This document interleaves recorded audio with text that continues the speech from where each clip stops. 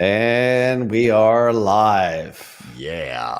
Yeah. John Moran. Hey. What's that? I know. I'm not used to this. Like it's still like too early in the day. Too early in the week. That's right. Is your brain, are you fully caffeinated at this point? I know you're a big, caffeinated and elementated. elementated. Yeah. Well, I've done my my gym weed here today, which has got the ashwagandha and the theanine and a hell of a lot of caffeine. Yeah, I was gonna say what's did you say gym weed? Gym weed, yeah. What's gym weed? I'm gonna put it. This is a promotion for my son's company. This is like he just got this as like a full-time job. Nice. It's got it's adaptogens, and I think we mentioned it here before. Ashwagandha, lion's mane, theanine, and caffeine. That's cool. Yeah, so I'm rolling. Yeah.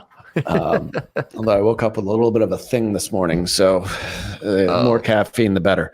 So so we're here live on a Wednesday. I know usually this is like one of the last things I do during the week, but I know, right? like 7 calls after this one, so it's gonna be a busy day. It's gonna be a busy day for sure. Yeah. So what do we want to talk about here today? I know we so lots it's of pre-call planning. What's cool about this is it's actually a I'd like to kind of share it's a first day launch of our model that we were talking about, which is the kind of the dual-pronged strategy, the feeder engine. This is on a live account. It's an account that we actually have just recently taken over, changed over everything on the 8th, gave it a 1 day. Yesterday's results still aren't all the way in, so I'm just going to look at kind of the first day, but I want to kind of share with you a case study because I love case studies. Case studies, I think, usually give us the best kind of example as to like kind of what to do. And yeah, that's kind of what we're just going to be diving into. I got to get it set up for some reason. It's not set up. 1 second. Hold on. So questions, if you want to throw those into the chat wherever you are watching today's live, throw those in. Got a lot of folks here joining us today, which is great, even on a Wednesday. Make sure you put that in the chat. We'll get to those sort of at the end. We'll leave a little time for a little Q&A after we go through the case study here. So we love case studies. Yeah, screen shares and case studies. Yeah. So, all right. The 2-step strategy, I think, is is gaining some momentum. It seems like people are starting to get some pretty awesome results. Yeah, a lot of your John disciples are starting to implement this stuff, saying, "Oh my God, this actually works." John disciples, I like that. It's good stuff. All right, here, let's do this. I don't know why this thing's stuck. Excuse my technical difficulties, everyone. That's all right. So I just see a head for you today because you've got like a black shirt on and like the black background. So it's like, I know, right? Like a floating head, like John's floating head. There we go. All right, we are okay. Geez, I don't know what I'm new at computers apparently. Okay. These things called computers. It connects to this thing called the internet. It's crazy right? Technology.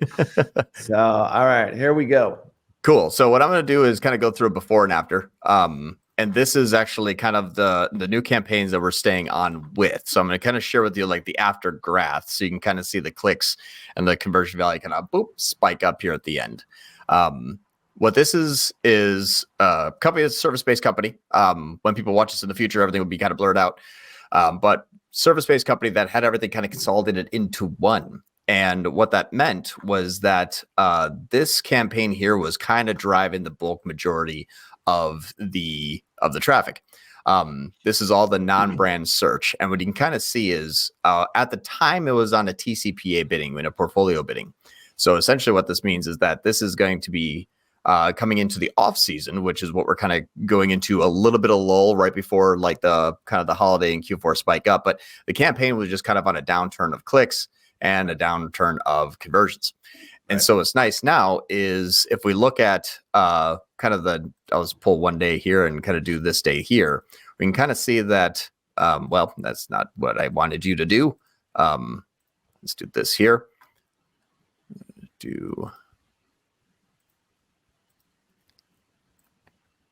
This is that same graph, everything all enabled, but you can see the conversions just kind of spike up here.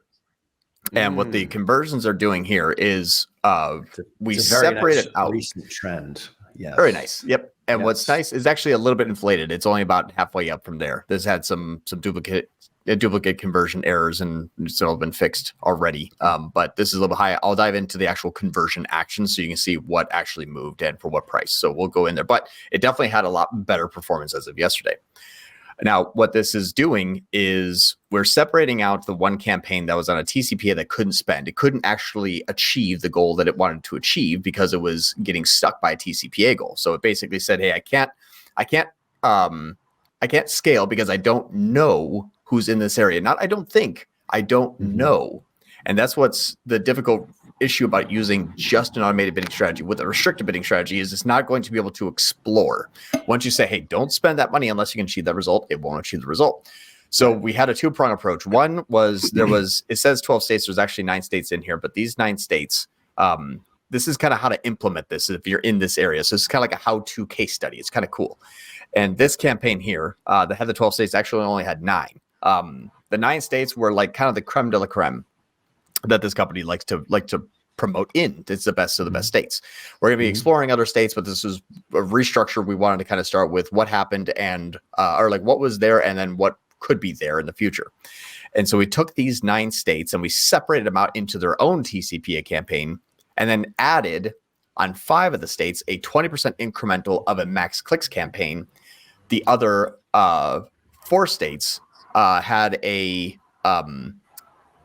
the same daily ad spend that they have been minus 20%, and that 20% was given to the max clicks. So basically the top 5 states had an incremental 20% on the max clicks.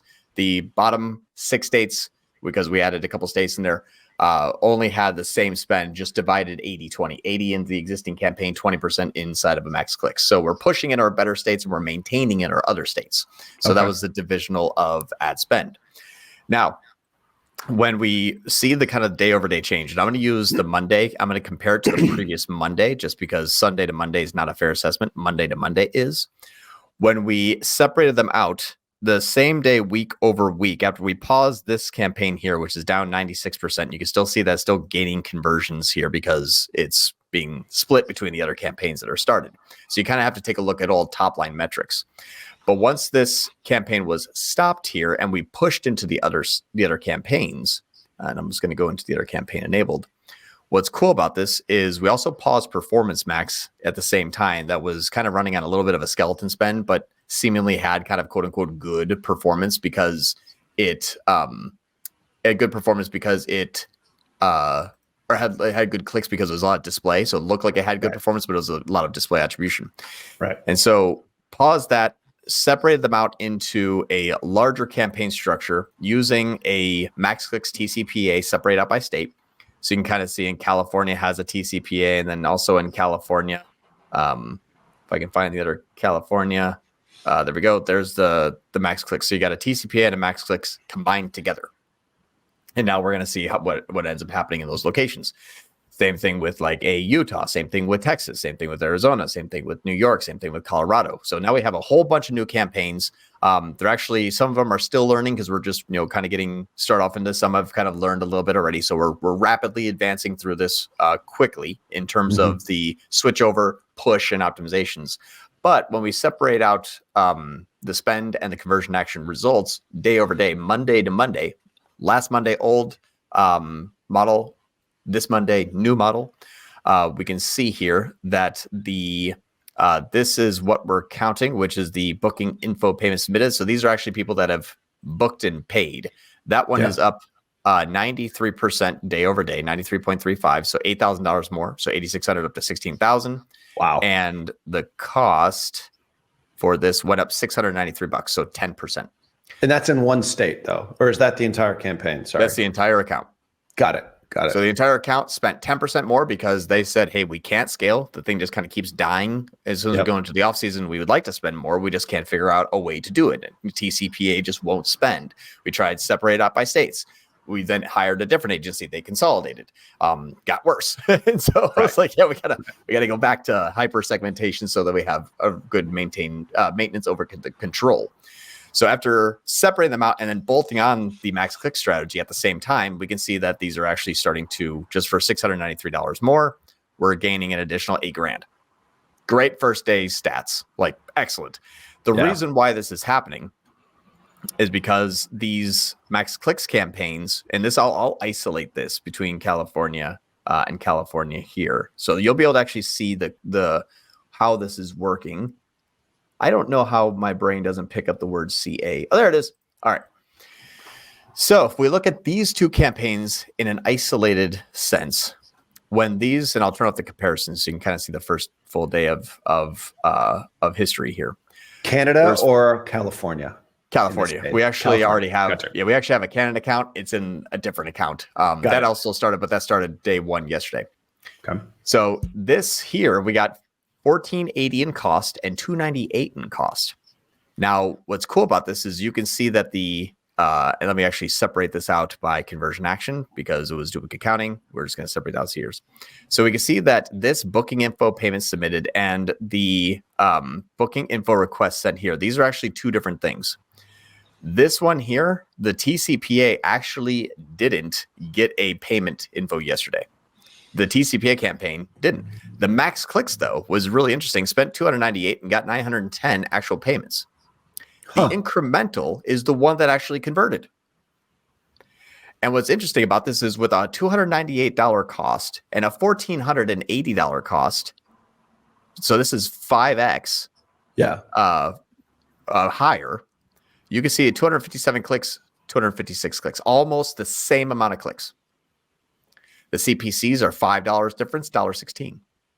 So the difference here is this is actually two separate audiences. The way that Google is managing, maintaining, and optimizing and viewing is two separate audiences. Go ahead. It seems like you want to interject. It would seem like it would be the exact opposite as far as spend. It should be. Like max clicks should be like 5x more than TCPA. Right. All right. So but this is expected. Yeah. So this is, what's funny is max clicks is not going after buying conversions. It's buying traffic. The TCPA is buying the traffic, buying the conversions. Right. And because the CPC is so much lower. All right. Now I got what you're saying. So but you're not limiting your budget. Like your max clicks, you still want it to be spending. What's your daily budget on that? $295. Spending $295. Okay. So it's spending It's spending exactly what it needs to spend. And the reason why is we said, okay, in the same campaign, when it was one big campaign, what did California spend last 30 days? So we took that amount, divided it by 30.4, and set it as a daily ad spend here. So this is basically keep on keeping on what it used to do. Got it. But no scaling yet. You're just trying the new strategy. Got it. Makes sense. Then you clone that campaign, change the keywords from broad match to exact match, stick it in the max clicks campaign. This campaign says, well, I could double the amount of traffic plus the people that are coming in here that I'm buying that are high quality and really cheap at $1.16. These people, when they're ready to come back, this thing is going to then scoop it up and convert them at a high CPC. This is when it's ready to be sold as a conversion rather than sold as a traffic. Google's like, 5x now, baby. Well, great. I have a campaign already set up and ready to go. And our tag have already been tagged and our RLSI is already ready to go. Yeah. So this is my feeder engine. But what's really interesting is if we didn't make any sort of changes, the same ad spend in the same territory with literally the same TCPA goals, whatever the goal was set in the main campaign, I just brought it over. It was 600. I said, okay, cool. Keep it 600. Let's not change anything. We're just going to bolt on the max click strategy. And that thing converted at almost over a 3x return from a bolt on for 1/5 of the CPC. Because what's stupid interesting, I love about this breakthrough that we're having is this thing said, I can't spend because I don't know. This one says I can spend because I don't care. And there's our hidden there's our hidden people. Same exact keywords. I would never think like the max clicks would actually get any, in this case, booking payment info submitted. Like that's the conversion action that you ultimately want, right? It's the conversion action that the client really cares about.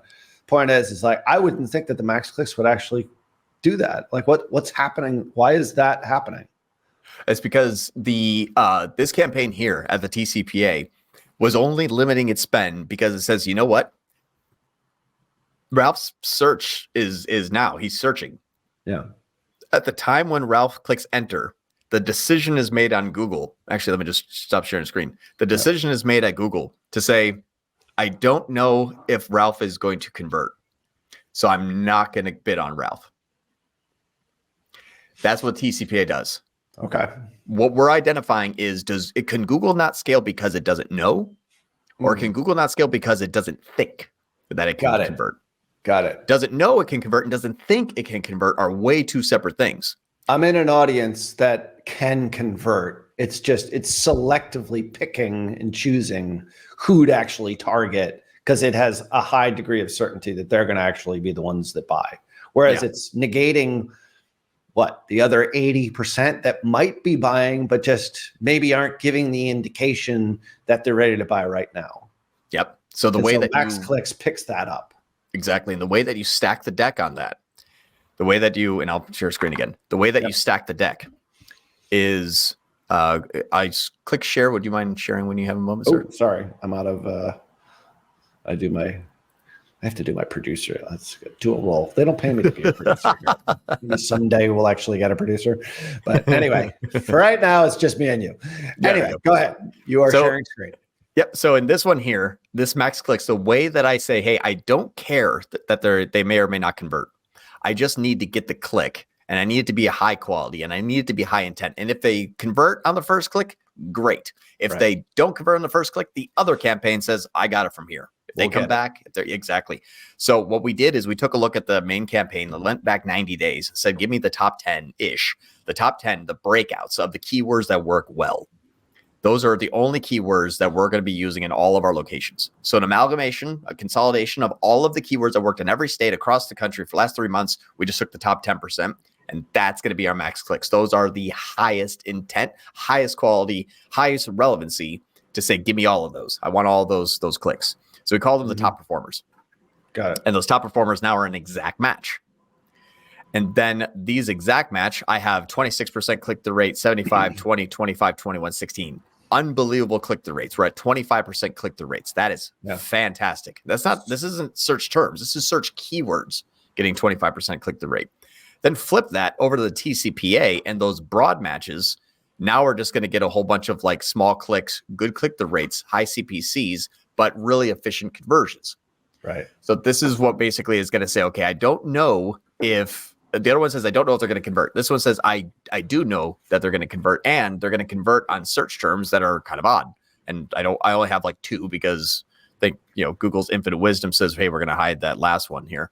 But the one in here that we got from here is things like, really specific. I don't want to start naming out search terms when this live goes live in the future, but you can see that they're hyper specific, a little bit more bottom of the funnel, a little bit more targeted, actionable, executable search terms, but it's anywhere that they're at in their journey. Google knows they're close to the end, and it bids because they are, this one right here is pretty close to that. Like this one right here, there is out of 2 search keywords in one keyword, I have 2 words in the search keyword, only one keyword here matched one of 4 keywords in that search term. So it's like, close enough, but I know that person's going to convert. So 1 impression, 1 click, 1 conversion.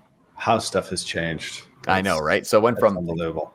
It went from selling traffic to selling leads. And this thing is basically kind of pushing us back into now we're going to be able to buy traffic and buy leads. And we're going to be able to start our own traffic campaigns to then generate our own leads that we get to buy. Right. It's actually a really, not to minimize, the brilliance of the strategy. It's basic. It's basic as shit. Yeah. It is so basic. And I think I've said this on a couple of previous, Tier 11 lives, is that it's similar to send somebody to a blog post on the thing that you're interested in and then retarget them to the product that they probably just read about on the blog post. Right. Or watch the video on the thing that you're interested in and then, oh, by the way, send them to the product that was probably in the video that also maybe gave them some education or whatever it happens to be. Like this can be done so easily, like on the Meta platform as well. Like we do this all the time on the Meta platform. I've never seen it done on Google though, which Yeah. makes it really, really cool because Yeah. this is an enormous market too, without giving away, obviously, a lot of this is going to be blurred out. So we apologize for that. Like the specificity of the keywords, like these are geographically, targeted to keep, like obviously coming from was that the exact match or the broad match? I forget in the last screen that we just showed. Broad match. That was broad match. Okay. So some of these keywords that they're actually typing in are super geographic, for specific areas, where they're looking for this particular product. The point is that it really is like a two-step like retargeting strategy. Yeah. And like it makes so much sense. So let me just make sure that I understand. Funny though, is there actually the retargeting strategy is done by default by Google. Like we didn't actually, when I say RLSA, we didn't actually create a new audience tag that people went to the site, made an RLSA out of them, and then increased bid. Like we didn't do any of that. That's just what TCPA does. Like it took the manual CPC people back in the day that created RLSAs that we did this. They're like, oh, we can automate that and charge you 4 times more for it. Yeah. And you see it right there. Like the clicks for the TCPA campaign are 5 times what you're getting for the max clicks. Right. Crazy. Yeah, it's crazy. We just did this yesterday. We're actually talking about this on Perpetual Traffic, which, by the way, if you're not a Perpetual Traffic listener, you should be. Look it up on your iTunes. Obviously, we've got a whole YouTube channel for Perpetual Traffic. But we're talking about using video views first and then conversions after, or reach campaigns, same targeting, same people, slightly different creative. In that case, it's usually like a video, something that goes really, really wide. And all you do is you just retarget the video view audiences in your conversion campaigns. It's really the same strategy, because if you think logically how people buy, what is it? 1 in 100, 2 in 100, maybe 1 click, and then they buy probably less than that. But if you're doing that, then you're limiting your TAM, you're limiting your audience. And when this client came to us, it's like, we know there's 500 million, that's out there, or name your TAM. It's like, how do you actually get those people? Well, you do it through strategies like this, because not everybody is ready to buy right now, according to Google or according to Meta. You just have to be able to feed the engine in order to get those people. And ultimately, I'm amazed that the Max Clicks campaigns is doing as well as it is. Like, just from a pure conversion standpoint, that's so cool. Yeah, it's very interesting how and that's basically kind of what you have to identify is, were these people not known by Google that you could scoop up? Because what's really interesting is it clarifies things for you. I'll give you an example. If we didn't do this, what would have happened? We have a TCPA goal set at X. So Google says, I only can risk a little bit. Right. I can only go a little bit outside of what I know in order to test. And it's not enough to actually scoop up incremental. Right. My competitor has a TCPA target that's higher than mine. And that's a 3-figure number in this particular case, that TCPA target. Okay. Yeah. It's giving away too much. Yeah, it's a 3-figure. It's a high number. Significant. This is a significant sale. This is a 4 or 5-figure sale. Yeah. Right. Yep. Okay. Go ahead. Sorry. So, and what's nice is if I have my TCPA set at X and Google says, I can't explore too much, because if I did that and I was wrong, I'm going to be above the goal. So I need to be below that TCPA goal. The target cost per acquisition, I need to be X or below. So if I test too much, I'll be above. Now, my competitor, let's say they have a TCPA set higher than mine. Their account says, you know what? I have more freedom. I can test. I can go and explore and do other things that, if I'm wrong, I have a lot more buffer than this competitor over here. So Google makes this person win. And this person, as long as they are here and we were here, they will always scoop up the incremental. The shorter the sales cycle, the quicker that it is from impression click and buy, or impression click and reserve, they are gaining the competitive advantage. Now they're probably having the same amount of margin as us. Right. But that means that they have built in the fact that they will always be exploratory first before we will. So this strategy basically risks a 20% incremental without affecting my main campaign that stays static, and bolting this on. This is only for day 1 of the next 3-week strategy. Like, we're going to see how this evolves over the next 3 weeks. Right. This is just day one, that splitting things out, allowing us to say, no, Google, rather than combining 9 states and cherry picking maybe 1 or 2 cities that you think you can explore, you're going to do 20% exploration in all 9 areas. And that's what it's doing right now. It's actually starting to gain those clicks and those users and that traffic, and we're starting to see sales cycles. But that's the whole theory of it. Really, is can we ask it to risk more? Can we diversify our kind of quote unquote portfolio of ads? I guess I would say, but without can we diversify our portfolio of ads without putting all of our risk into our main campaign? And that, and in order to gain that competitive advantage, and then we can just adjust the max clicks, negative keywords, CPCs. If we want to set a max CPC, a daily ad spends, and then once it works, we actually can start to wean ourselves off of that max clicks campaign because we've achieved higher goals and targets of diminishing returns from our TCPA. So we get to kind of like lock in our advantage after we pause our exploratory. Kind of cool. Yeah. It's very cool. And this is a very, very large market. I forget what the actual number is, like when we sort of figured out like the TAM, like what they're leaving on the table. So was it 500 million? Like it's a really large market. Yeah, it's massive. What's interesting too is like everything that we separate out. If I just go into like that California where it's a 1,500 spend, we captured a 22% search press share and a 24% click share. Okay. So we're pretty close to being a quarter of the way through already. And that was one state, one campaign with a TCPA at 1,500. The interesting thing about this is my California. As soon as, again, remember, I can't identify numbers and letters well. There we go. All right. If we look in, yeah, I know, right? And in California, we're at 30% click share of the max clicks. Okay. So it's kind of interesting how those two campaigns are having different metrics, even though one is spending 1/5, it's actually making 5% more market penetration. It's audience. It's so cool. It's wild. Yep. Yeah. And that's just one area. Like those are people that are in market for this service. There's a whole other sort of social strategy that can go like this thing is so scalable. Mm-hmm. I mean, just maximizing what you're doing on Google is exciting unto itself. Just being able to use this 2-step strategy. But then it's like, all right, well, maybe we go after, like you're going after this market, these people who are interested in this thing. Then you can actually go to social and start to expand your market. Mm-hmm. They're in the hospitality space. They can go like the Airbnb kind of route. Yeah. Like, you know what I mean? And there's a whole other, and those are billion-dollar markets. So it's like the scalability of this outside of Google is enormous, but it's like there's so much still left on the table that they weren't able to scoop up just with their TCPA campaigns, which is pretty much what they were running, right? Yeah, but basically one massive TCPA campaign in 10 states and one daily ad spend and a TCPA target and crossing their fingers. Cross your fingers. Yeah. So, which is, hey, let Google do the work, which also means, hey, let Google just give me whatever I deserve. Yeah. I mean, man, what a horrible way to live.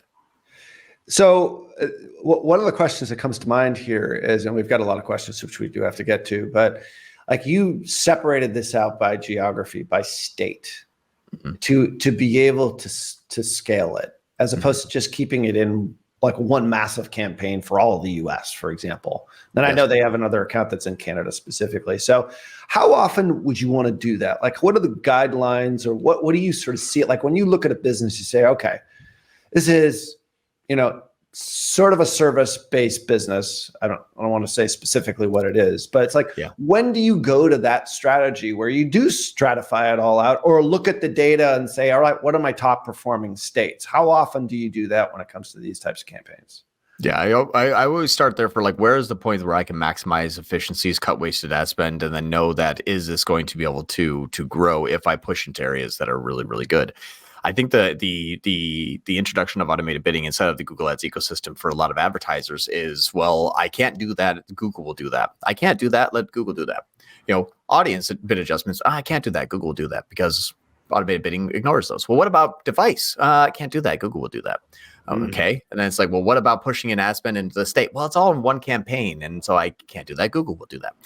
And so the more often that we say, well, I can't do that, Google will do that, is the area that we have those pockets of efficiencies that are now just being blended inside of whoever can leave the most money on the table. Right. And so when we start to look at inside of the campaigns and say, where are our pockets of efficiencies, conversing with the client, we say, hey, what are your flagship winning states? What is your flagship areas that you also have? I can't say the words, but you are able to sell more in those states based on your inventory service based, listings, yada, yada, yada. Can we push into this further? That's actually a big issue with this client here is there's certain areas that they can scale and can't scale because of stock / inventory / service offerings / things that they can sell. Right. So some areas we can't push into. So if we didn't have that conversation with the client, those are areas that we might have been pushing hard and be like, oh, the conversion rate's pretty bad. But like, yeah, we actually can't service that area. But whoopsie daisy. So all of that detailed information, all of I have to know their business, or we have to know their business as good as they do, or maybe even better inside of the digital marketing space, is because we have specific levers that we can pull, and then know that if we're gonna say, let's take a look at an area and say, we probably could push, or we probably can adjust, or we probably can increase, or we probably can exclude. When we say like, I can't do that, Google will do that. That's where you have to stop and think, is there a better way to do that? Can I segment out? Can we hyper segment? I mean, like when I'm talking about like not device, but like that city, that state, that keyword, that ad, clone, and then scaled. Like, is there areas that we can take what's good and exacerbate it, and areas that are not performing or can't performing and minimize? But that's every client with e-commerce. What is your 80-20 rule, your Pareto rule on your products? What's the 20% of products making 80% of the sales? Isolate those, identify the good audiences, identify the good areas, expand into those. So find out, like, companies went from 1 to 6, and then what your job is to analyze and say, well, what happened from 1 to 6? What did you guys do? Can I throw more gasoline on that fire in paid media? All we're doing is just exacerbating how they got there. We're not looking to fix their company. Yeah. So you looked in immediately and said, okay, well, California is one of the states that's driving a lot of their revenue, is my guess. And then figured out like the top 5 or 6, and then just figured out based upon ad spend what your daily budget should be. And then did you create, like you said, you created for the top 6? Did you create for all 50 states? I forget now, because I know you went through that quickly to start. Nope. So we took basically everything that was currently running in those 9 states, changed them into the dual-pronged strategy, added 3 new states to the entire ecosystem. Got it. And now we're same spend, and we're hanging tight to see what's the before and after on the back end. Right. Because this metric's awesome, but I'm not pressing any buttons until we know how that actually affect the business. Yeah. 100%. It's my benchmarking leading indicator to my top line's lagging indicator. Got it. Makes sense. Yeah. And in this case, I mean, obviously there's a seasonal element to this as well. That's what we're coming into. Like, I'm pushing at the time where it usually gets slower. So Right. that's why I was like, let's be cautious here, because, if their potential line is here and I'm here, I don't want to, go through this way, because then I break through and I don't have any more potential. So I want to match that as much as I can, because it's inbound right now at the start. Right. Exactly. And then obviously there's going to be seasonal fluctuation. There's going to be, in this particular case, there's buying cycles. Like, I need it now. Whereas there's another audience that sort of kicks in at a later date, which is, I'm going to prepare or plan for a vacation in this particular case, maybe in 2025. So there's like those people who are looking at it now, and that's, you haven't even gotten to that part yet, but that's sort of going to be sort of an interesting way in which the campaign kind of flows, because people's buyer personas are going to change over time, but maybe not so much in the southern states where it's always warm. They'll always be sort of in market to a certain degree. And I guess that's something that you just get to know after understanding the client, and obviously a lot of back and forth. So you're really intimate with their business. Exactly. Yeah. And that's kind of what we're looking at too, is and there's going to be times too, it's really dynamic. Like, the way that this company works is there's only a finite number of items, services, whatever it is, in each location. And it is almost like a brokered type of relationship. So we can bring party A, they bring party B. Sometimes they can't bring party B, or party B is not available. So those are things that we have to kind of look into, where it's almost up to the day. Like, do we have more to push? If not, we pull back. But they were amazing, and they gave us the full back-end access to everything that they track. So I can see, like, okay, that state, we had these X's, they were maybe or may not been redeemed. What was the profitability of that? Do I have more? Like, I can't use my marketing tool because the metrics in there are like, cool, it's a broken clock. The broken clock's headed in the right direction. So first, thumbs up. Right. And then we have to look at, okay, now do we see that on the back end? And then now it's a really highly dynamic environment. Yeah, that was sort of my next question, is that, I mean, obviously we're looking at in-app metrics here, but I know they have a lot of really good reporting and data on the back end. So you've got access to that to be able to say, all right, this seems to be pushing here. Let's just make sure that these appointments are actually getting booked and money is being collected. Right. Yeah. Yep, exactly. And so that's where, we can always cross our fingers and say, I hope it's doing good, but that's why I always try to see if we can get the back end metrics, or at least the client metrics, that they're the reason why they'd hire or fire you. Well, I mean, I think, if there's agencies that are watching this, or if there's businesses that are watching this, it's like, if you're holding something back from the person that you're working with, and it's a black box, like, you're really only hurting yourself. I mean, sign an NDA or something. Like, we've had clients in the past are like, no, I'm not having you look at my back end. I mean, back end meaning where they collect the money, not like your rear end. Well, it depends on what the fee is. I guess it depends on what the fee is. Obviously more for the rear end, but less for the back end. The point is like, you have to maintain that sort of level of transparency as if you're running the business on your own, but you have to be able to trust the agency to be able to do that to begin with. Yeah. So it's almost like, if you think about it, if your dentist was like, you go to your dentist, you're like, oh, my tooth hurts. So like, let's take some x-rays. Like, no, I don't want you to know what's going on. Like, right. Wait a minute. Like, well, you're not going to come back if it still hurts. We'll see if it still hurts then. Yeah, we'll see if it still hurts. It's crazy. All right, well, let's get to some questions here. On a Wednesday show, we actually have a fair amount of people here today. So thank you for joining our Tier 11 Live, midweek live. Joey Bidner, he's a longtime watcher here. This is awesome. John shared a 2-tier search example. As you tried this with shopping yet, manual CPC priority high, T ROAS medium low. Good question. I actually have, but I did it yesterday. So I don't know if I really have any data yet. Let me just peek in real quick and see if it's too soon to tell. Un momento, por favor. Give me about 30 seconds. Actually, let's move on to another question. If we can, while I'm just loading this, because Google has been extremely slow. If you all don't mind, I'm actually going to pause camera real quick. This is going to super help me. But I will be right back after this load. It's loading right now. All right. What was the next question? Well, Artur is now we know how to pronounce his name. So thanks for watching the Artur. Year 2 lives here. That's all right. I think we were calling him Artur last time. Artery. Artery. I was gonna keep making up bad jokes. We'll just keep butchering people's names.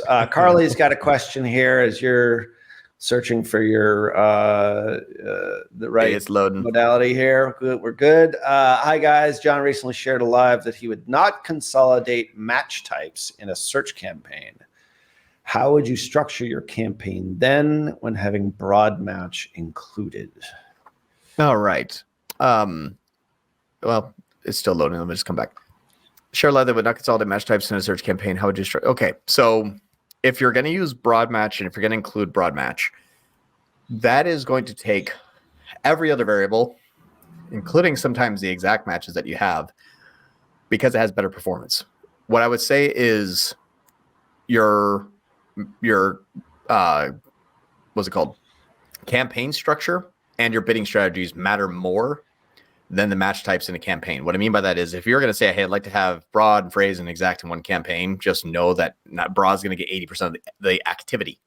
Mm-hmm. Your exact match might have better performance, but your broad match would get better activity. Why? Because it can go to 100,000 search terms more than your exact match. So it just naturally earns all of that credit, especially if your bidding strategy is fairly aggressive. So if you're like, hey, that's good enough for me, great, then you're all set. But if you're like, I want to scale and my exact match is having better performance, that's what this episode is about today. It's how to gain cheaper clicks on exact match which is also, usually the most expensive. It's really interesting to see this campaign structure bring broad match at $5 and exact match at $1. But the exact matches are very, very good. They're very high quality. They just weren't ready to convert. So that's what you have to do is when you dive past the what is the best, my question would be, what is your current performance and what are you trying to do? If you're trying to scale, this is the perfect thing to test. Not saying a perfect scenario that's going to work, the perfect thing to test. That's all we do here. Right. But if you're saying like, hey, my broad match is good, my exact match is good, I'm at target, I don't want to scale, I'm fine, then maybe I would just say even potentially shut off your exact match if it's not really performing too well, because broad match will still do the same thing on exact match. You're just buying conversions. So if you're buying a level of conversions that you're happy with and you can't buy more and you don't want to buy more, you're great. But scale is usually where people want to go to. I still get stuck on the exact phrase in broad because I know it's obviously changed. Like I started as a Google Ads guy.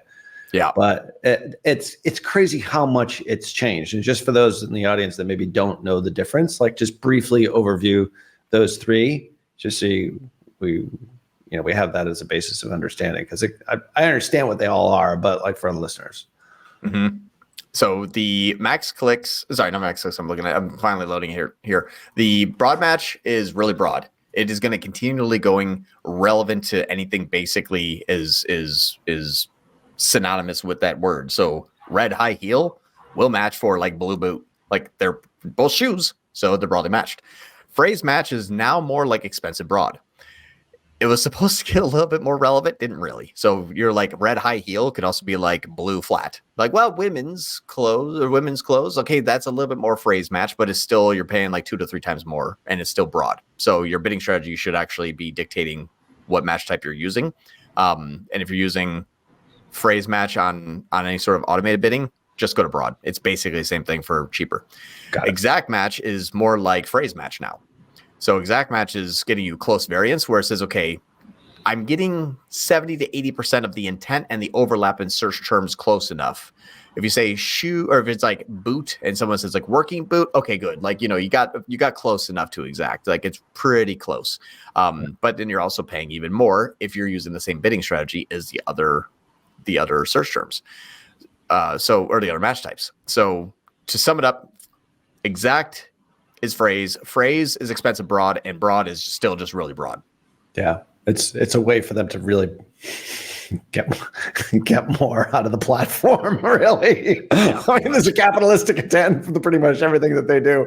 Let's go back to that question. I believe it was it? Oh, yeah, it was Joey. Were you ready to answer Joey's question? Yeah, it started today, and I only have 4 impressions so far today, so nothing yet. But what I'm basically doing is I got a T-ROAS on all the products, and then I cloned it with a max clicks on a priority of medium first to start without a max CPC bid limit, and I'm gonna see if and how it can run and how well it can run. So it's learning, and it's in max clicks, and it's basically started it, and it says 5 days left for learning. So we're on like day 0 right now.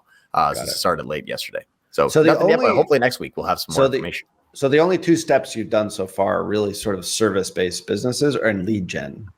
Right. Okay, got it. So the e-com one is coming.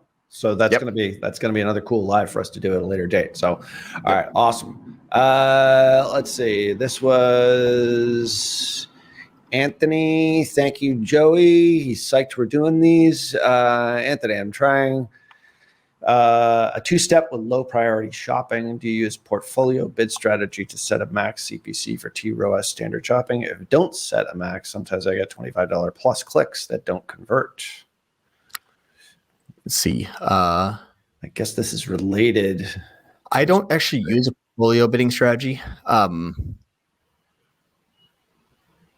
What is a portfolio bid strategy? So it's like you can say like, you do extra parts. So like max clicks with a bid limit, portfolio usually means that you can apply them to multiple campaigns at once.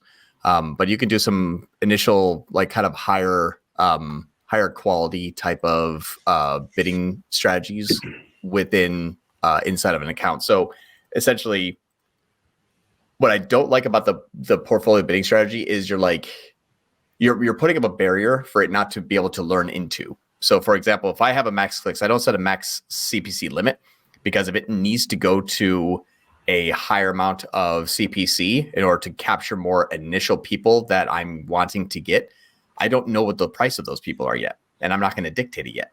What I will do is say, oh, you can go wherever you want on the CPC limit, but I will keep you in a separate campaign. You're not allowed to spend that much though. So I can get high quality, high intent, high positioning, but for a low daily ad spend. If I set a main campaign on there, you then lose everything because it's like, hey, I'm going to be at high CPC, high intent, and high click, but not high conversions. This isn't a conversion-based campaign. I'm buying traffic. So that's where I would say, like, it's important to understand what are you trying to do with that campaign and with that daily ad spend before I would say, should you set max clicks on it? I wouldn't. I'd let it learn. But especially in this type of like two-step priority process, it may also need to go higher than my conversion-based bidding because I can capture more traffic at a higher position at higher intent that then really helps scale my TCP and T-ROAS because I didn't know it should or could or wanted to bid that high. But again, I limit the amount of ad spend. Got it. So if you are getting $25 clicks that don't convert, like what should you do? It's sort of a good question here because it's like you want the algorithm to sort of figure it out, but a $25 click that doesn't convert is going to cost you a hell of a lot of money. Yeah. So what would you do in that case? So if you're getting $25 clicks on standard shopping, I've actually never seen that. And I've been in some pretty competitive industries. I'd have to know more because what ends up happening is max clicks. What I think, Anthony, is it may not have been long enough. Max clicks used to be start low, go high, find a happy medium. Max clicks now is start high, go low, then go it back up. Okay. So yes, the $25 clicks suck, but I would say, has that been longer than a week? Let me know if that, because max clicks has changed from low to high now to high to low. So it could work its way down and find a happy medium at like 7, which might be great for you. I just don't know if it's been tested like that. Okay. All right. Well, maybe I'm going to follow up on that one.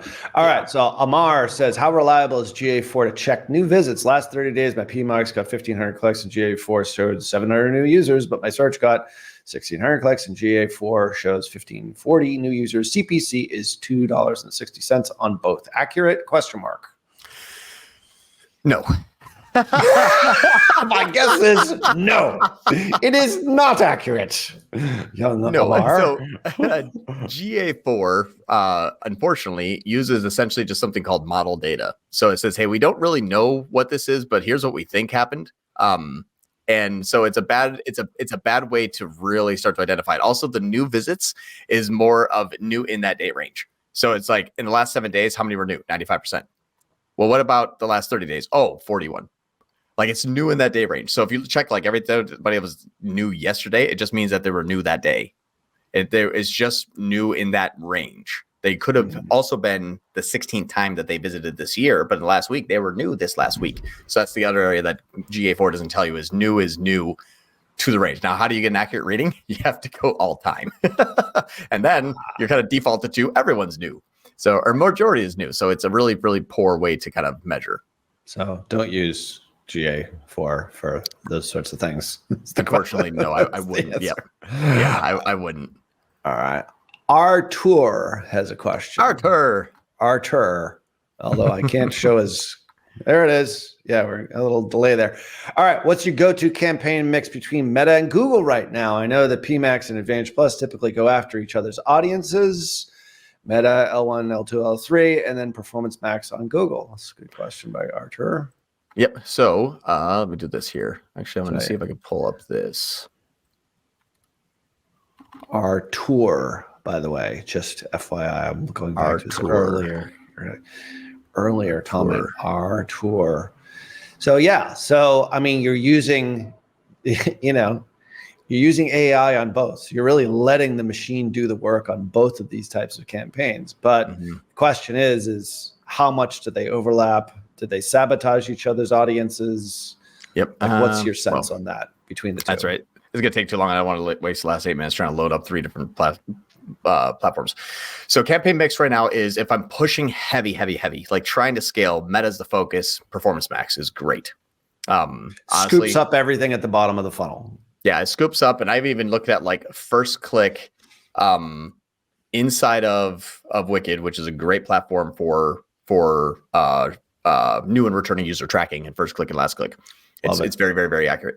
So I'm looking at first click PMAX when scaling Meta, and a lot of times those first clicks are like 30% lower than Meta. Now they do follow the volume, but it means that is actually getting the first click, and it might be doing a lot of remarketing, but it is still capturing the people that are on the site in search, shopping, YouTube, GSP, Discover, Display. Like in the Google ecosystem, they will hunt them down. Right. I use about 10% of the budget though, or 20% of the budget, depending upon how long the sales cycle is. Longer sales cycle, more budget to Google, more remarketing, and then also doing that same thing inside of Meta. But the what I would say from just a holistic strategic standpoint, if I'm pushing on Meta, it's definitely PMAX. Also, if I've had good non-PMAX performance, I will go back to a PMAX, because usually it's going to level up to where PMAX can just kind of maintain it. Then you dump on Meta, and then Performance Max follows along. Just check first click NCACs. That's the best thing. First click NCAC should outpace Meta, because then you're just over remarketing, or it's going stupid in the wrong direction. So I'd say first click NCAC is a great way to identify if something's going to be beneficial to the overall structure. Next thing, instead of Meta, L2s have been kind of going away from the campaigns that I've been looking at, just because L1's getting warmer and warmer. So it's almost like an L1 and L3 now. L2 can be good, but checking the new visitor data shows that the L1s are sometimes like 50%, which means our L2 and L3s are sometimes like 20% new, which, right. All right. So you're getting all your first click and remarketing and frequency and second click in L1. Hopefully it's strong enough that when they visit, it can push majority into L3, which would seems that it does, but it's been easier to scale L1 rather than trying to scale an L2 and L3, or L1 and L2 at the same time. Yeah. I mean, this is a constant, this is like it depends answer, really. Absolutely. It sort of depends on like a lot of different things. Like, what are you doing? Like what type of product do you actually have? Are you in a known TAM where there's a lot of demand, like on the search side, or are you really trying to establish yourself as a brand, create awareness, and then consideration, and ultimately action at the end of the day? Like, there's a lot of different methodologies to do this, but I mean, typically, like retargeting, like the Google spend on PMAX, if we're really using it really for like pure brand or just scooping up everything at the bottom of the funnel, it's going to be a small percentage relative to your Meta. Yep. And or maybe in this case, maybe even your YouTube, if it really is pure top of funnel. So it's never going to be skewed the opposite way, I guess it's really. Yeah. I mean, I've had it where I've been like pushing heavy into Google and Meta just for remarketing. But that's when it's like a ton of people going to Google for high AOV, and I just need to love on those people when they're bored in Meta. But that's 30% of the time. Yeah. But I mean, that's the part too, is like, if you're pushing heavy on Meta, that's a good structure. If you're pushing heavy on Google, you just reverse it. Use Advantage Plus on Meta. Because if you're pushing, I mean, actively pushing, not just like, oh, we push more. Like, no, you are like doubling budgets every 2 months kind of thing. Until you hit a point of diminishing return before you go into the other channels to figure out how to grow that as well. Whatever the proper structure is to start with based on your unique positioning, that's where usually it's going to be something automated on the second click side. Performance Max or Advantage Plus. Got it. People love you in the Batcave, by the way. Dark it's all my soundproofing. Yeah, soundproofing and everything on the back. Joey's got another question. What about the strategy for shopping? High priority campaign, max click, low priority TROAS. I have a situation where seasonally I can't spend in performance tanks, but I know volume is out there. Yeah, I almost would flip it. I would do high priority TROAS, low priority max clicks. Only because, or I would say medium priority max clicks. I would say that you want your max clicks to be your secondary campaign. Less spend, more volume, lesser chance of people to convert. So everyone that is basically not going to convert inside of TROAS, I was putting into medium priority on max clicks. So it says, I don't think it's going to convert. So it skips the checking of high priority first, and then goes into medium or low priority. That's what I'm testing now. That's just starting off. But again, I would say for shopping, let me work on a couple models, and then we'll come back, and that'll be a topic for next week. More reason to come back for the next lives. All right. I mean, I only got 4 impressions. I can't do anything right now. Sorry, not a whole lot to talk about. Travis Perry, my man, lovely guitar behind you. That's one of about 17. So today is like, I'm in the city place, but that's why I keep it out there. I play between lives. Thanks for coming on, Travis. Good to see you, pal. Dylan Fetch, what's your strategy for testing new creative on Meta with a low budget? Do you just add new ads to an existing campaign, new ad set, separate testing campaign? Oh, this is a meta question for John Moran. Wow. I actually recently been really fond of a ABO strategy. So a creative testing campaign using ABO, using a lower budget, like 1/5 of the main campaigns, and then sticking a equal ad spend per ad set actually I can share screen. Per ad set. Really? Yeah, per ad set. Like but then you want to force the campaign to actually get to see the actual ads that you're testing. yes. Right? Now there's one small caveat to this, and I'll present real quick. Share screen. I know we only have a few minutes left, but this is actually kind of cool. This is a creative here. And basically, got it. We thought you were just a Google guy. Look at this. In meta. Yeah, right. What's funny is I'm spending the majority on this, and it's actually beating an L1. That's because we needed to. That was just this last couple of days here. So we needed to basically push into this because we are limited by ad spend right now. We're not verified yet, so we're stuck. So I'm like, well, let's just spend all of our money in creative testing. And so far in the last like 14 days, like this one's actually beating everything else in this creative testing. Now here's round one. We have a bunch of rounds already loaded up. But this is round one. We have 10 ads, and inside of each ad, there is multiple hooks.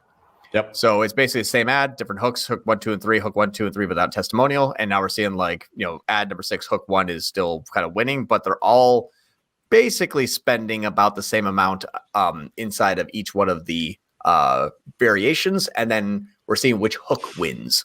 So it's kind of cool. So it's almost like a dual prong strategy. It's like all the creatives, all the variations and hooks, then get put into its individual ad set. But ABO is excellent for that creative testing. Do not use CBO when you're testing creatives. Totally. No, it basically just says that one wins, and even though it wasn't the best one. Right. Now, in all those ad sets, was it the same audience or was it a slightly different audience? No, same audience right now, audience. Just because we have like $250 a day cap. Meta just capped us there. We want to be at $2,000 a day, but we're at $250 until they, verify who we are. So there you go. There's your strategy right there. I mean, obviously, different hooks, in each individual campaign, in each individual ad set, one campaign, ABO, multiple ad sets, same audience, but inside each ad set, multiple hooks. In this case, it was 6 variations, as I recall from your screen share. Yeah. So, round one is 10 ads and then 3 to 6 hooks per ad. Got it. Makes sense. So we're starting with like 60. Yeah. Love it. And a relatively small budget, but in that case, like the budget on the ad set level is smaller than the CPA, the target CPA for the product. Yeah, we're not doing any sort of bid and cost caps, so we're just trying to spend as much as we possibly can. We'll get into there when we can spend more money. We're just limited by right now because it's like you got $250, go. We're like, well, screw it. Everything just equal maxed out. Got it. Yep. Makes sense. All right. Dylan Fetch is currently have one campaign at 160 day with 1 ad set with 3 ads. If you're, that's the part too, is if it's conversion based, you may choose the one ad that just Meta liked more, not would have performed better. And so I would say that take, I can't do math. So do like $53 each. Do one campaign, 3 ad sets, $53 each. That should be your creative testing initially to start. $53.33. 134 cents. Not bad for math in my head. I almost had to take off my socks to see my toes. I had to count past 10. For a guy who can't do math, you do math pretty goodly. All right. I know we're 1 minute over. We are. Also hop on another call. Yeah. Yeah. We didn't get to everything here, but I think we got to most of the questions here. I'll do this one real quick. Yeah. Harley, the context of which I would say let's launch PMAX is if I say no one's searching for this, no one knows what this is. It's a brand new product we're going to be pushing on YouTube and Meta and TikTok and Instagram. Let's launch PMAX on 1/10 budget and have that assist everywhere else. That would be the time where I say let's launch PMAX. That's the only time you do it. There you go. All right. Thanks everybody for coming on. As I said, these will be rebroadcast over on the Tier 11 YouTube channel, as well as all our social media. So thanks for coming out. We'll leave you informed as to what next week. I'm actually out next Friday, so we're going to have to figure that one out. Might be another Wednesday. All right. Yeah. Thanks, everybody. Thanks, John Moran. See y'all. Bye.